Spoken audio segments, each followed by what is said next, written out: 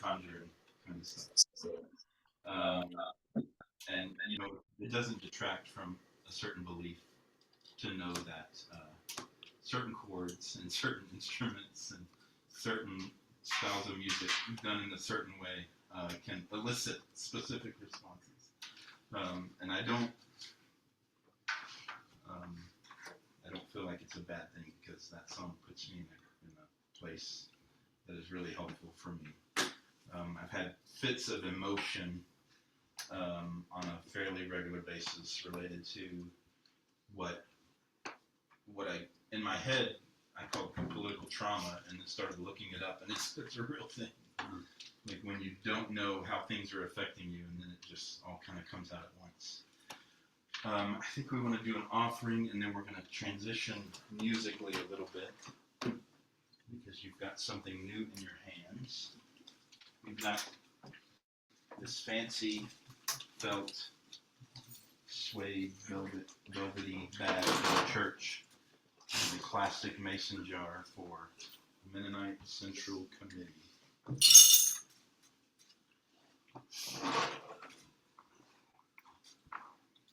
Let me know. Okay. Lord, we care about this church. We care about each other. We care about the people that we were singing about in that song. We care about justice. We want it to flow like streams. So we pray for the work of this church. May we be a part of many things that are happening in central Oklahoma to increase justice. We also pray for MCC and their relief work in helping people and feeding people the world over. Amen.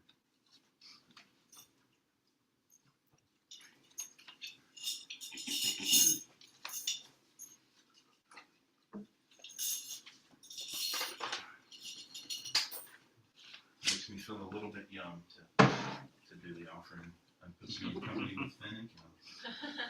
You have lyrics for Good Day.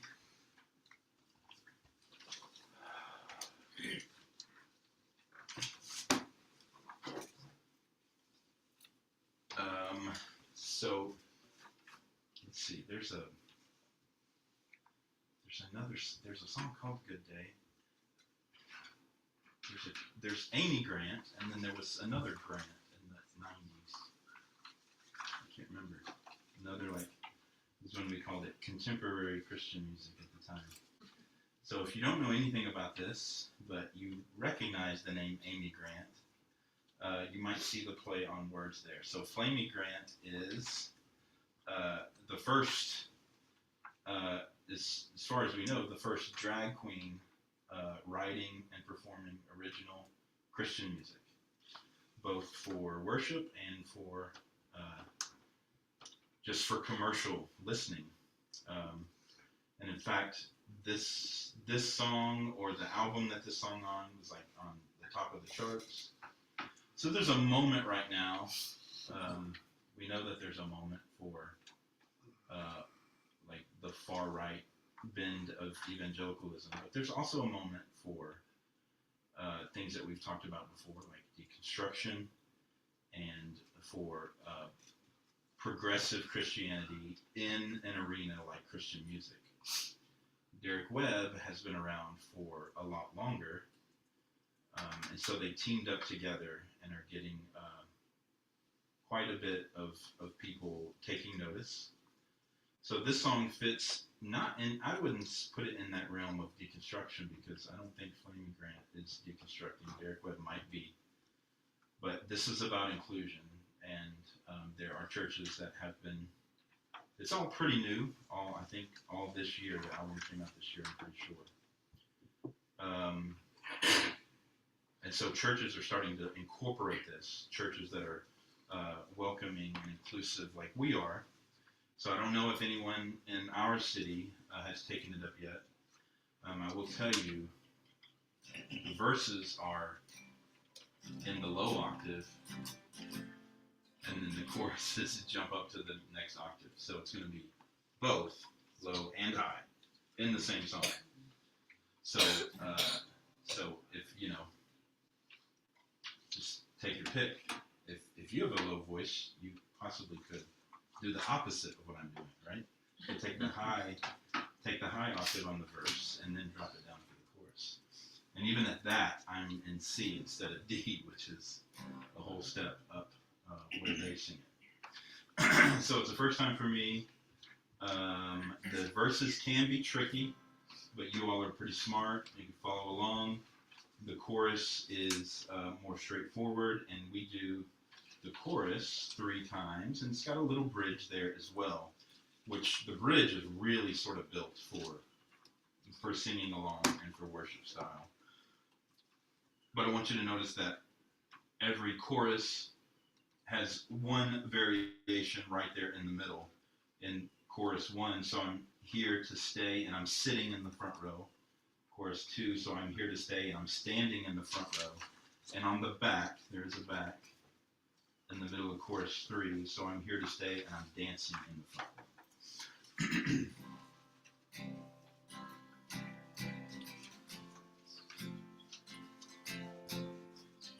It's been a while since I sat with you, without a knot in my chest. Oh, it's been a while since I wanted to. I felt a little oppressed. Oh, it's been a while.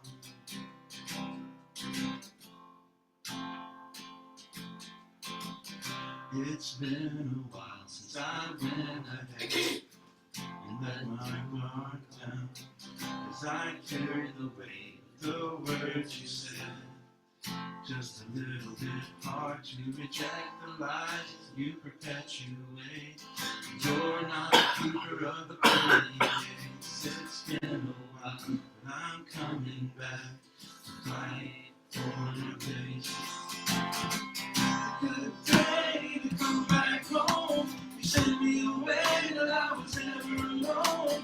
You were afraid there was not enough, but you can't run out of love. So you stay and I'm sitting in the front row. It's a good day to come out of the shadow. God made me good in every way, so I raise my voice to celebrate the day.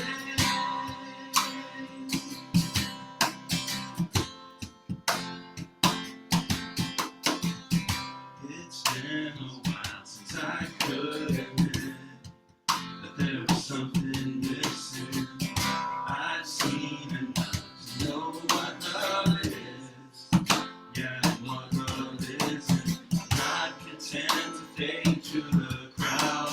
You decide who's in or out. So I'm coming back, 'cause I'm living proof that it all belongs without a doubt. A good day to come back home. You sent me away, but I was never alone. You were afraid there was not enough, but you can't run out of love. You would stay and I'm standing in the front row. It's a good day to come out of the shadow. God made me good in every way, so I raise my voice and celebrate a good day.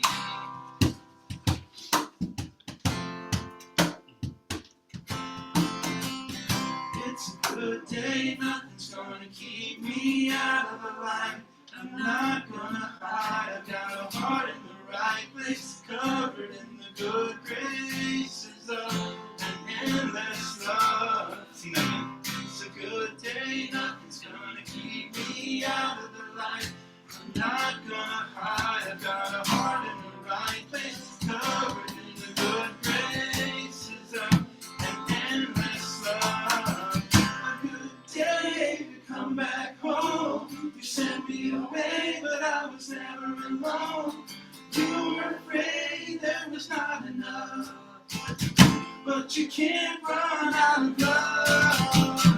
Stay and in the front row. It's a good day to come out of the shadow. God made me good in every way, so I'll raise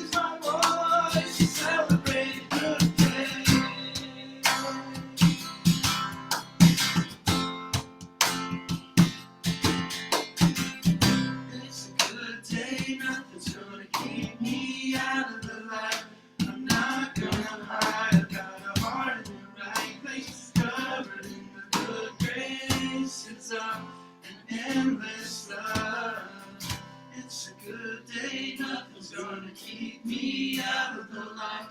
I'm not gonna hide, I got a heart in the right place, covered in the good graces of an endless love. Cool. You can see that theme of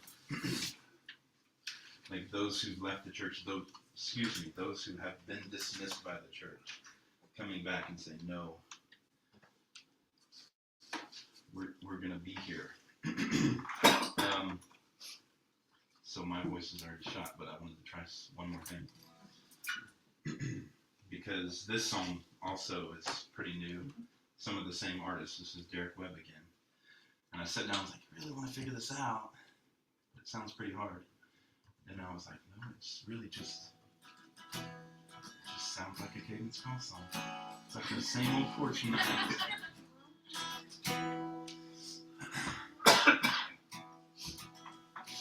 This is called Boys Will Be Girls.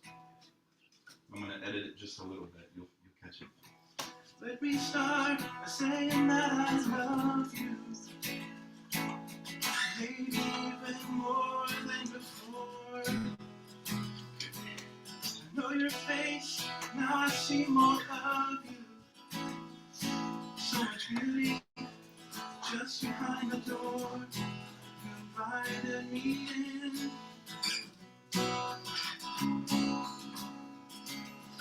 Believe it or not, the hardest is behind you. Say who you are, what you need out loud. This great gift, it's always gonna haunt you. Like a good ghost pulling from the crowd. Places you have never been. Sometimes boys will be girls. Sometimes armor will be pearls. What you put on, it shows the world how hard you're fighting. Brothers, sometimes boys will be girls. Oh.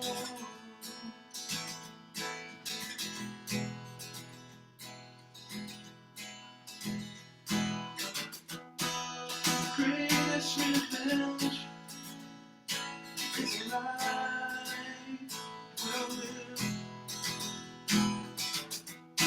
So the loudest F you, and the greatest gift you could ever give, they're one and the same.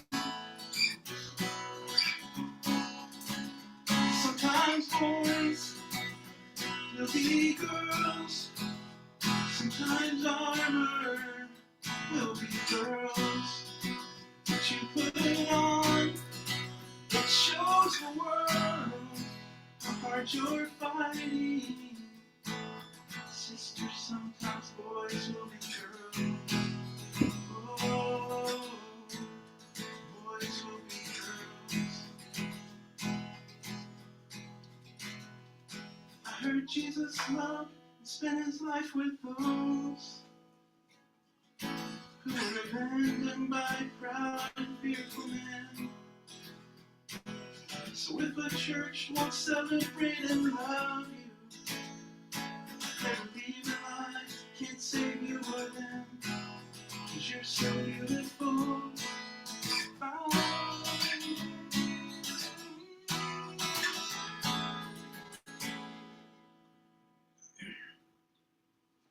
Sorry, I got too high. And the last line is, because you're so beautiful by any name. So you can look that up with Derek Webb as well. Really, really good listen. And I'll save that prayer, Richard, and turn it over to you.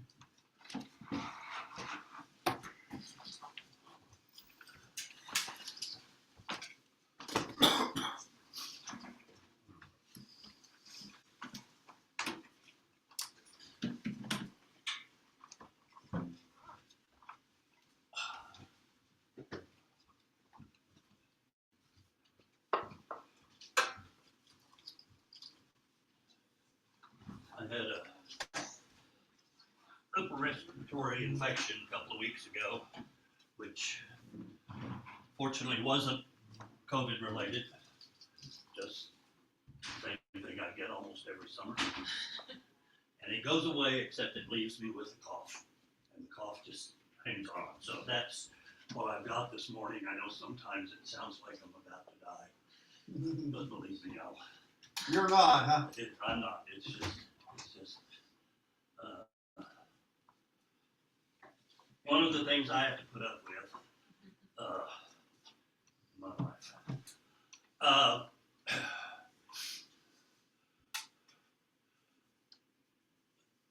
We are a church that has at least given some affirmation to using the lectionary. We really don't do it very often. So whenever I have the opportunity to speak, I try to do that. Just let us know it's still out there. And I know there's some of you who could keep up with it more. But they've been for several weeks now, actually several months now, they've been including a Romans passage almost every Sunday. And going through the book of Romans, which they don't normally do, whoever selected the passages to be in there. That's not one of their normal patterns. But when I started looking at the lectionary passages for today, I just wasn't really captured by any of them. So I said, okay, I'll go back a week. We didn't have anybody preach from the passage last week, so I'll go back. And I did find there one from the book of Romans that did capture me. And so we're going to look at it. But just a little bit of preparation. My normal history opening I'm not doing today because I couldn't find anything more interesting than when Billy the Kid was arrested and Babe Ruth retired. So today is a pretty just nondescript day. I heard that word used yesterday in an inappropriate way, so I thought I'd do it too. But Romans, if you're familiar with it, it's written, as many of Paul's letters are, in two sections. He begins with a section on theology, and then he does a section on application or ethics. And Romans being the longest and most intense of Paul's writings, the theology of it is really packed. And those of us, many of us, I know have struggled with things that Paul says in the book of Romans, and also really enjoyed things that Paul says in the book of Romans. It's been used both positively and negatively. But a lot of times when we go to those latter chapters where it's the application, we don't try and hook it back up to the theology that he gave us first. One New Testament professor even said, it'd probably be better if we read Romans backwards. And that way we would know the kinds of things he was talking about and could apply that to them. I don't know, that might work. But so today we're going to look at a passage in Romans that's a little long, but just bear with me. I think it'll be worth it. This is from Romans 14. Oh, look, the way Romans is set up is Paul does 10 chapters of theology, and then he does one chapter of what about the Jews, because we know that the first century Roman church in Rome, not Roman church, was a mixture of both Gentile and Jewish Christians, and that had created some conflicts. And a lot of what he's saying in the book of Romans is specifically pointed to those people. I feel like in here we come out of such a variety of faiths that it has some application to us that it might not have to a more homogeneous community. But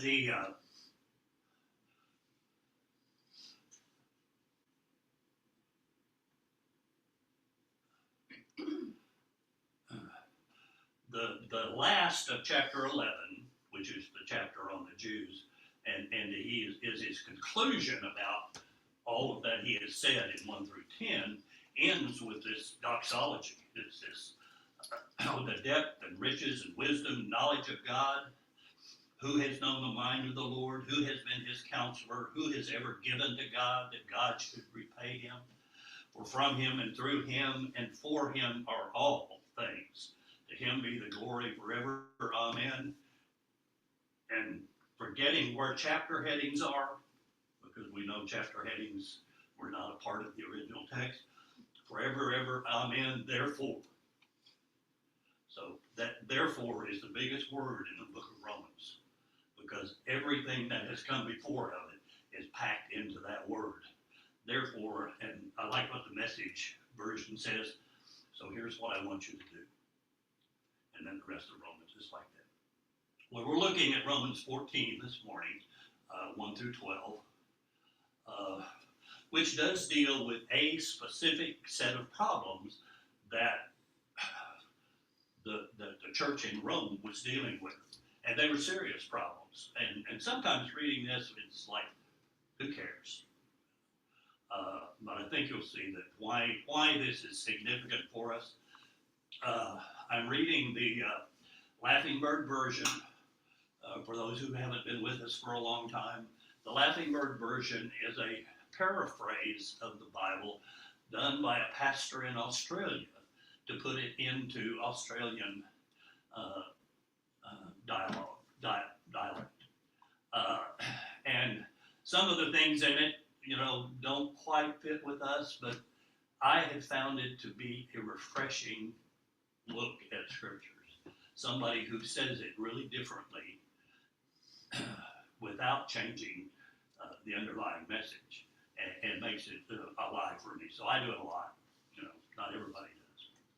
But this is the Laughing Bird version of Romans 14. Don't put anyone down for being timid in their faith. Welcome them into the congregation and don't give them a hard time for being hung up about things that cause you no concern. Some people believe that it's okay to eat anything, while those who are more timid would rather eat only vegetables and than risk eating meat that might not be kosher. Those who eat with confidence must not make fun of those who play it safe, and those who play it safe must not pass judgment on those who eat. The fact is that God has extended a welcome to both. What gives you the right to criticize the workers in someone else's employ? They don't rise or fall on your say-so. It will be sorted out between them and their Lord directly, not through you. They will get the thumbs up because the Lord is quite capable of getting them to stand where they should be without your help. You see, we are not our own bosses. We do not have the final say on how we are to live and die. We dance to the Lord's tune in our lives, and we will dance to the Lord's tune when we die.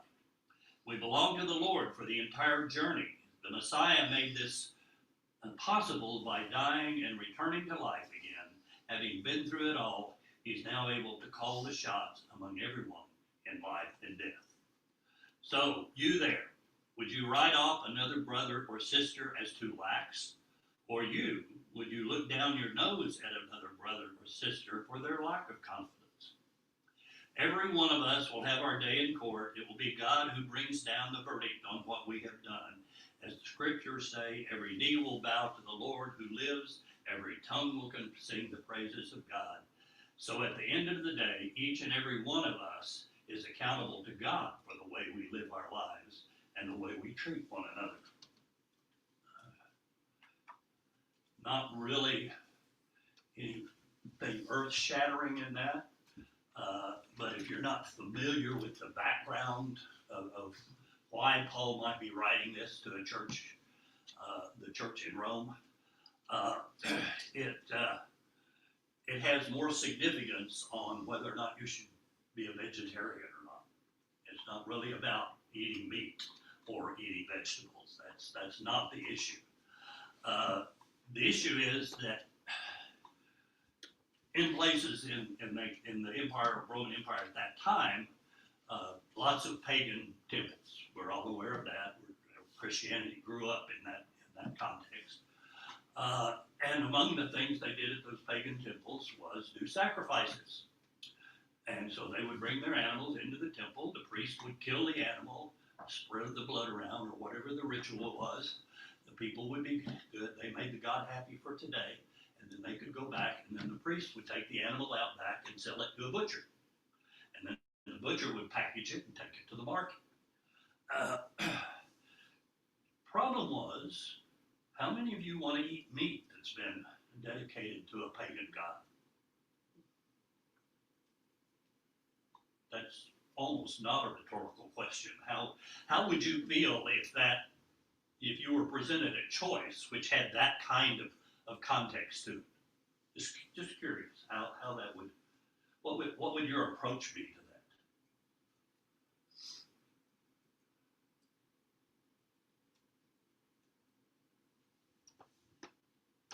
I personally wouldn't care. I mean, so I've not always lived in America, and I've eaten meat sacrificed to Allah during the sacrifice holiday, because you're supposed to give it to your neighbors. I have. Yeah. I don't remember it. It was meat.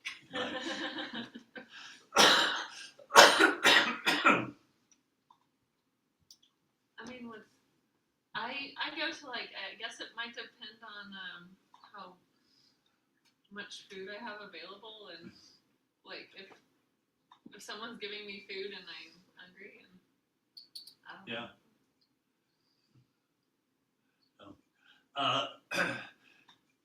This is the question. I mean, and I suspect if I had asked this about the church in Rome, there would have been some silence, people not wanting to speak. And finally someone would have said, well, I just can't eat meat that's been offered to an idol. And somebody else would have said, it's just meat. Idol's not a real thing anyway. Why is this meat any different from any other meat? And leave it at that. But there was another underlying question here about generally the ones who didn't want to eat the meat were from a Jewish background, because within the Jewish law there are some prohibitions about eating things, taking things offered to idols. And if you want to be a good Jew, then you don't eat meat that's been offered to idols. But now you're a Christian, so does that make any difference? Now, you know Paul well enough, you've read his writings well enough to know that Paul is not one of those who said, well, if you're going to be a Christian, you got to first become a Jew. There were those in the first century. We know that's been settled, but that was an open controversy at the time. We know where Paul came down on it. And so he gives, the background of it was, do you have to be a Jew to be a Christian? And if so, you don't eat the meat. Or do you not have to be a Jew to be a Christian? And so it doesn't matter whether or not you eat the meat.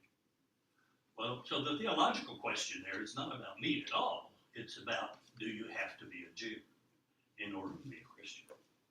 And we know where that came out. I mean, we know the end of it.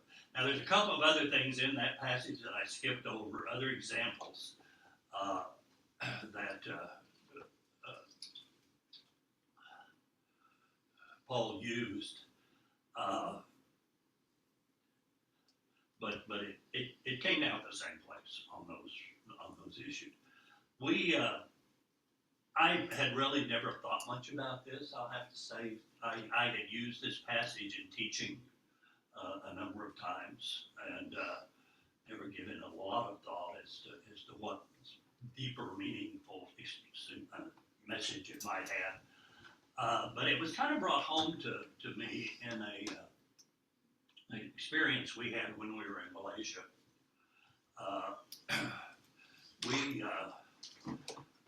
Somebody had given us, just as a welcoming gift, this little vase. It's about that high, bright red, with a picture of some Chinese person, character, on the front of it. you know, it was just a vase with a nice picture on it, and we were happy that the people had given it to us, and we left it out on a shelf in our house. And one night we had a group of the young people from the church come over to our house, and one of them had a very strange reaction. He was one who was probably more, well, he was one of the leaders of the group, and was somebody with a personality that would just capture you when you came around him. And he was strangely silent that night.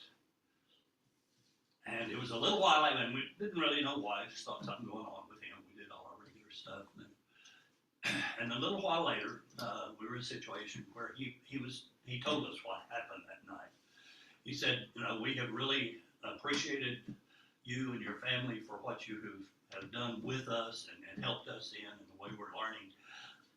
But the night I came to your house and saw that image of the Goddess of Mercy on your shelf, it just, you know, he said it just astounded me. And he had come out of a background where the Goddess of Mercy was his mother's God. She was the one he prayed to. She was the one she sacrificed to. And it was a big part of his life. And for our young people in Malaysia, nearly all of them were of Chinese background. And so they were coming out of, you know, a lot of people think of China as being Buddhist or Taoist or one. Most people in China weren't anything in particular. And we generally refer to them as having just a Chinese traditional religion. And it included elements of Buddhism, it included Taoism, a lot of ancestor worship was part of it. All of those things were there. And one of the rituals we had for people who needed it, for those coming out of that background, was to them publicly say, I don't believe this anymore. I'm leaving all of that behind and I'm moving ahead. Some of them would go so far as changing their name. That was just a personal thing. We had one man who was of a more Hindu background, whose name was Krishna. You know, if you've been around long enough, you know Krishna is one of the Hindu gods. And so he changed his name from Krishna to Christopher. And which was very appropriate for him. He didn't ask anybody else to do that, but it worked. But that was a significant break. And in fact, it was so significant that for our young people, their parents, by and large, didn't care about them coming to a church. They knew they weren't going to be getting into trouble. They weren't getting drunk. They weren't doing other things that kids might do. But where they drew the line was if they wanted to be baptized. If they wanted to be baptized, that was rejecting what they had grown up with. That's the way they saw it. We also experienced this in when children were born, because in their culture, that particular part of Malaysian culture, there were lots of evil spirits around. There were lots of good spirits too, but they didn't worry about the good spirits, they worried about the evil spirits. If you've been into some Asian restaurants and seen, they'll generally have a little shrine that they put up high up to appease the gods of the air in the restaurant. What you don't normally see is that they also have one down on the floor somewhere to appease the god of the floor. And so this is a very real thing to them. It's, you know, we look at it from kind of a Western spirit. They really take that stuff seriously? Yeah, they really do. You know, and particularly with children, you didn't ever say anything good about your children, because it might attract the attention of one of the evil spirits. So you never complimented your children. You never said anything to somebody else. You know what we do about our kids, you know, and the way, especially with Facebook, you know, so many, we know a lot more about some people's kids than we probably ought to. We're certainly not afraid, but that was not their way of doing things. And many of the families were very concerned when when a child was born, and they didn't take them to what was called a bomo, which was a spiritual leader who would give them a charm to protect them from the evil spirits. Usually it would take the form of a ankle bracelet. And to take that bracelet off was a serious, serious thing. When you've lived in a culture like that, and some of you have, you expressed that you have, you realize that things really are different. You know? And I learned from that, you know, that my having a statue on the shelf that had a God on it, you know, had absolutely nothing to do with my faith, but it did have to do with Chun-Wang's faith. And so we put it away. You know, we didn't do that. I'm sure we had other things that may have been just as shocking, but the things we knew about, we put away. And this is what Paul is talking to us about here.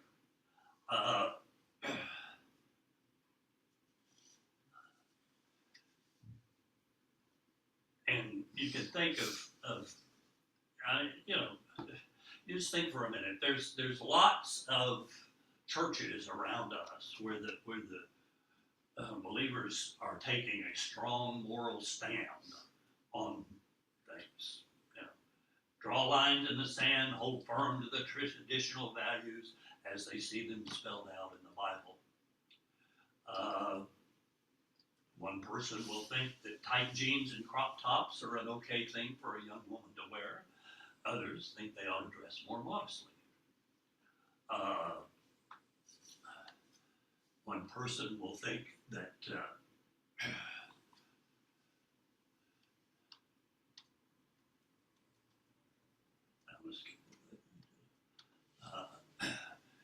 and you know, you can think of other examples of that. I know all of us had to have that experience.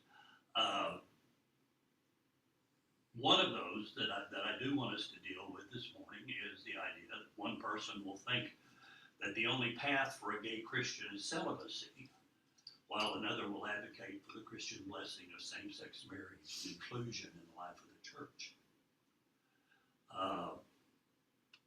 When Paul talks about those whose faith is challenged by those kinds of changes, he refers to them as weak. And to those who are not bothered by them as much as strong. And it's real easy for us to be proud of being strong and to look down at those who are not where we are. Now it's complicated for us, say particularly in the example of inclusion, of saying we're open and we're welcoming and you can come in, you know, regardless. You know, if you want to be a part of us, we welcome you. But you remember that time when we were meeting over at Epworth and the woman came in that was concerned about our stance on weapons?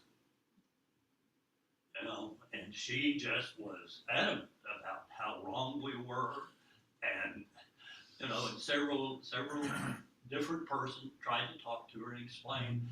And in the end, we just kind of said, "We're sorry you don't believe like us. You might as well go." And we didn't say that explicitly. We didn't kick her out. But we basically said, if you don't believe like we do, then why are you coming? And I still kind of think that. I wouldn't say that to somebody overtly, but I would wonder, why do you keep coming if you believe so differently about those kinds of things?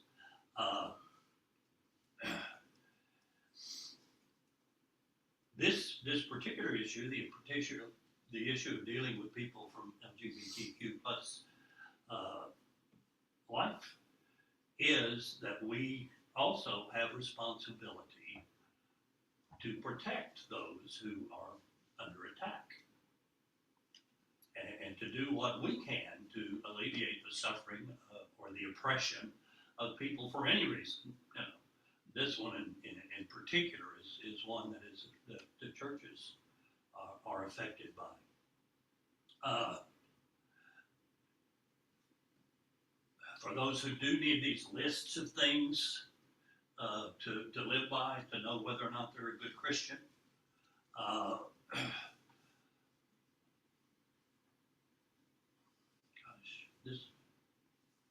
I have to admit to you, I mean, I'm back up just a minute here, we'll go on. I have to admit, I have to do a confession, get this off of who I am, before I feel good about talking about it. I have used this passage and also Paul's passage in Corinthians where he talks about a very similar issue as a way to teach people that you shouldn't be like those people. And it really was, that was my perspective on it. Paul is very, very clearly saying, you know, this is not the way to be good with God, being good with God. You know, following a list of some kind of rules. One of my favorite verses is Galatians 5:1. 5:1, is that right? Yeah, 5:1. It is for freedom that Christ set us free. And I never have figured out everything that means, but I know it doesn't mean I have to live by somebody's set of rules in order to be right with God. We have accepted here pretty much the only rule is that we love God, which also means loving our neighbor, you know, and try to, we'll pull a little of Micah 6:8, live, you know, keep ourselves being keep unspotted by the world. Anyway, Paul comes down on the side of those, and I will say that I have used that passage in the past very directly to say, if you don't have this understanding of what God is doing to us, you need to get better, you know, and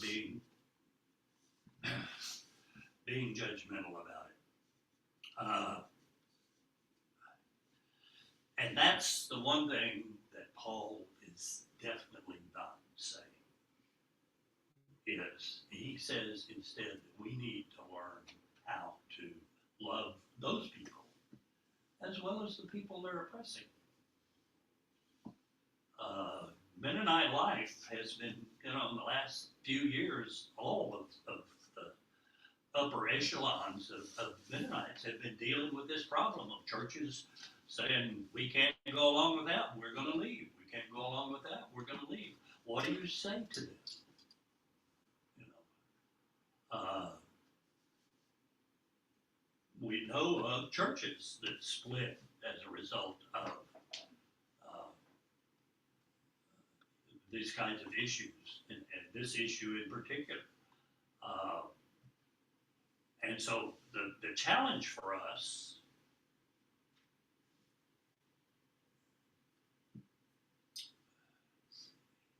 is to learn a way to be faithful to those who need our help, but not to be dismissive of those who don't think like we do.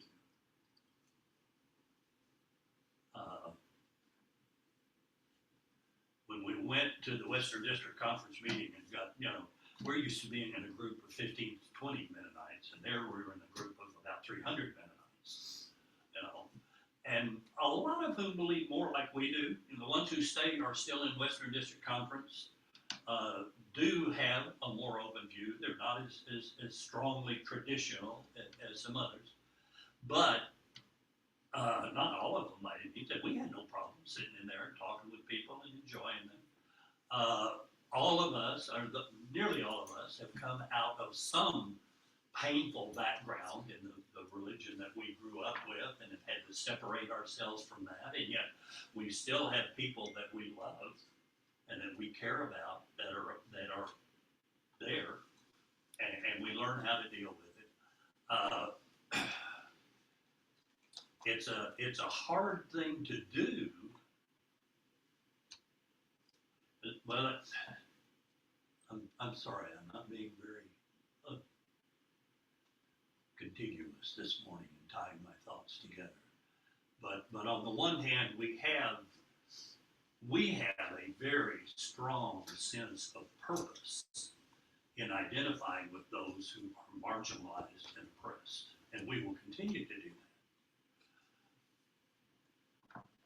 But Paul is saying, yeah, that's good, do that, but don't cut yourself off from those who don't see it the same way you do. All of us are a part of God's family. And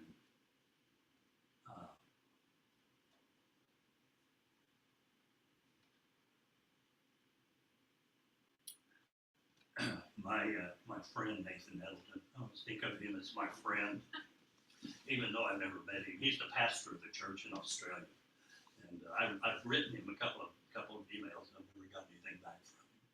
But I still consider him his friend. He dealt with this issue, and he kind of gets to this point where he says, Paul thunders, "Who do you think you are?" Just as vehemently to those of us who are inclined to look down our noses at the fundamentalists and the moralists and make fun of their stance, as he does to those who would judge us as sliding down the slippery slope to hell. Don't put anyone down for being timid in their faith. Don't give them a hard time for being hung up about things that cause you no concern. You who are strong must not make fun of those who play it safe. The fact is that God has extended a welcome to them too, and the Lord is quite capable of getting them to stand where they should without your help. And I think I've said enough. I think we have a challenge on how we do that. Personally, I